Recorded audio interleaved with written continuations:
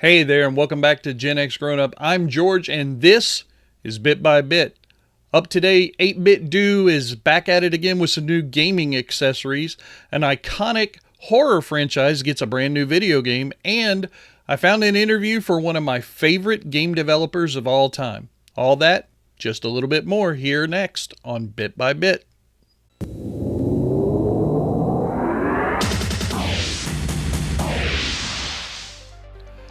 Okay, first up on TechSpot.com, 8-Bit Do has some new NES-themed collections to mark the 40th anniversary of that iconic console. Now, here is the graphic, and it's definitely eye-catching. So there are 3 devices, even though it kind of looks like there might be 5 or 6. So there's this keyboard, which also comes with these 2 giant buttons that can be programmed any way you want. This is actually a speaker themed in the NES style. And then there is also this new 8-Bit Do controller. Now, that's the one that I think is the most interesting of all the products that they're talking about. I want to give just a brief mention, though. I'm going to scroll down here to the pricing. Take a look here right now. January 26th when this stuff is coming out. The controller, $80. The speaker for $50. And then that keyboard, that keyboard with those 2 giant buttons right there. You see that correctly, ladies and gentlemen. $500. Now, it's all aluminum. I went and looked at the details and everything, and it does look nice, but $500 for a keyboard? They might have jumped the shark on that one a little bit, ladies and gentlemen, but let's get into the controller, which I think is the most interesting of all the offerings that are going to be coming up. So, it's got the retro-themed docking station. I think, that actually right there is the docking station. So the controller sits inside of it. It's got that Nintendo feel to it. Then it's also got 4 joystick caps and a travel case, which is also nice. But the thing that really caught my eye was this retro receiver right here. I went and looked at the website, and they have some pictures that are here. I think that's it right there in this image. But what's interesting is you can see that they've got it plugged into an original NES hardware system, and it is compatible. So if you have an original NES, you can plug this wireless dongle into it and use this brand new 8-Bit Do controller. And it's got a whole bunch of features. There's like 4 shoulder buttons on each side or something, because I saw like an R3 through R4. Here's an image of that keyboard that still, I can't, $500, that's crazy.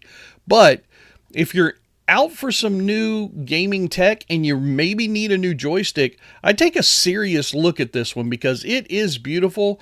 It's got all the bells and whistles, and for $80, it's not that bad a price compared to that keyboard.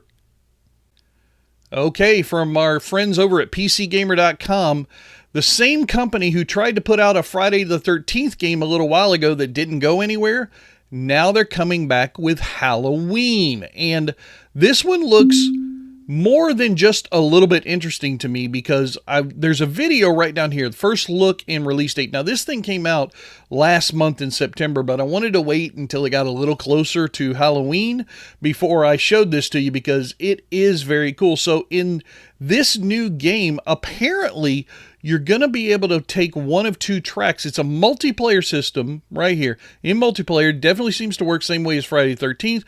One player is cast as Michael Myers, who has various special skills, abilities, blah, blah, blah.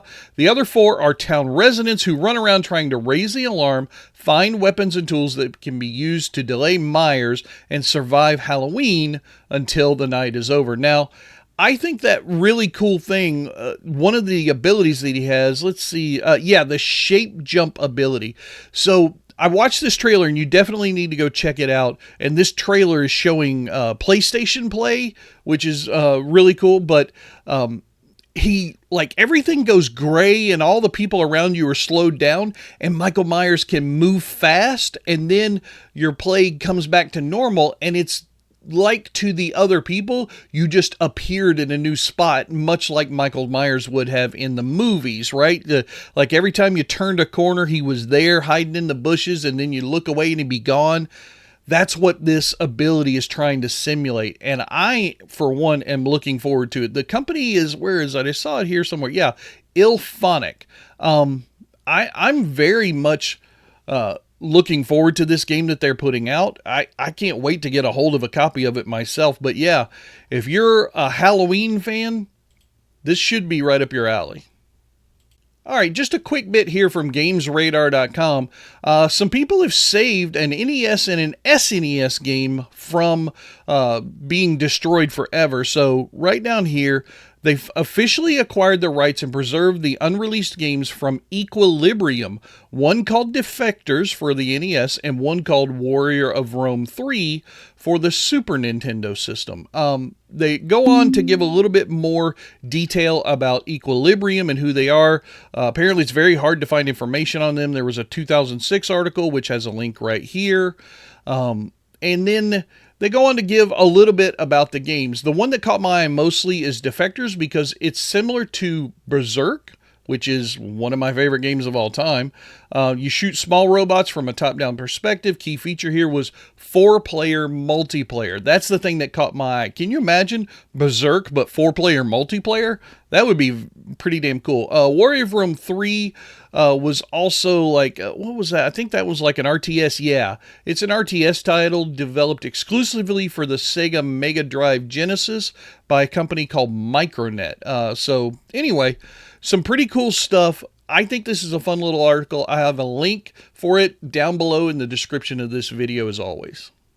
Okay, you know I love and hate my list here at Bit by Bit, but this one comes to us from GameRant.com, the 20 best-selling Dreamcast games of all time. Now, what I like about this list, ladies and gentlemen, is it appears to be just a statistical list. So there's no argument, there's no opinion, anything like that. It's just what sold the best. What's better about this list than some others I've seen out there is they list it by dollars and by units. So you can decide for yourself which one is the best-selling game. Do you think the one that sold the most units is the best-selling game, or the one that sold for the most money is? Now, as you can see, at the very top of this list, we've got NFL 2K on the second spot on the other list. Sonic Adventure is there. Sonic Adventure number 3 over here. So you can see a lot of sports and Sonic stuff. We got Crazy Taxi in there for units.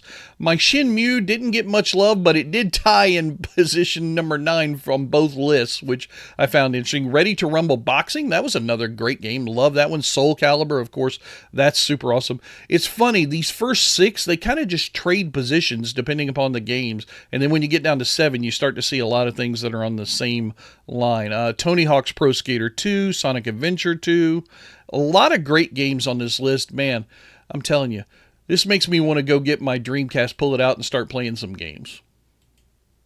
And finally, also from GamesRadar.com, Ron Gilbert has given an exclusive interview where he says, "I never stopped thinking about adventure games." This is the man who created the legendary Monkey Island. Now, I really only included this in the Bit by Bit segment this week because, truthfully, this is one of mine and John's favorite games of all time, and Ron Gilbert, to me, is a legend.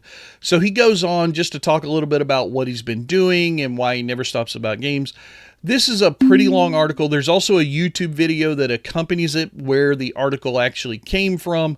I highly suggest taking the time to read this article and watching this YouTube video because Ron Gilbert absolutely deserves your respect and admiration. Monkey Island was one of my favorite games back in the day. It is so tongue-in-cheek. It is so funny. I love point-and-click adventures, and Monkey Island may have been the best of the bunch. And that will wrap it up for this edition of Bit by Bit. Thank you so much for sticking around to the end. I can't thank you guys enough for all the kind words, especially over the past weekend at PRGE 2025. That video has done a lot of views and had a lot of great comments. I will continue to keep bringing you Bit by Bit every single week. Again, thank you guys, and we'll talk to you again next time. Bye-bye. That's going to do it for the news making headlines in the gaming world right now. I am George, and if you want to see more, hit that subscribe button, and I'll keep on bringing you the news bit by bit.